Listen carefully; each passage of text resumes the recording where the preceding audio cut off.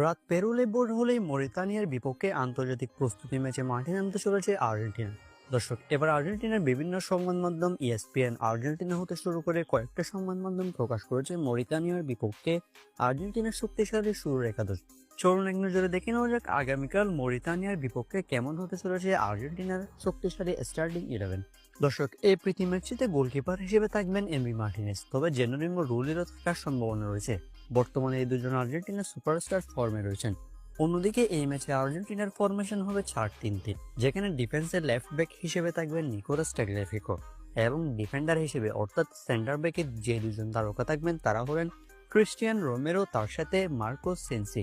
Nicolas ওটামেন্ডির থাকার সম্ভাবনা একেবারেই কম এই ম্যাচে, যে কারণে রোমেরো আর মার্কোস সেন্সি থাকার সম্ভাবনা বেশি। অন্যদিকে রাইট ব্যাকে থাকবেন আগের মতোই নাহুয়েল মোলিনা।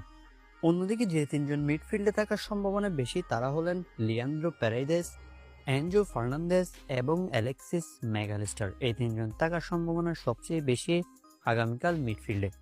এবং ফরওয়ার্ড লাইনে নেতৃত্ব দিবেন লিওনেল মেসি। লিওনেল মেসির সাথে সেন্টার ফরওয়ার্ডে অর্থাৎ স্ট্রাইকার হিসেবে থাকবেন জুলিয়ান আলভারেজ। অন্যদিকে লেফট উইঙ্গার হিসেবে দেখা যাবে থিয়াগো আলমাদাকে। অর্থাৎ ফরওয়ার্ড লাইনে মেসি, আলভারেজ এবং আলমাদা, এই তিন সুপারস্টারকে দেখা যাবে মরিতানিয়ার বিপক্ষে আগামীকাল। দর্শক, এরকম একটা শক্তিশালী স্কোয়াড নিয়ে মরিতানিয়ার বিপক্ষে আগামীকাল মাঠে নামতে চলেছে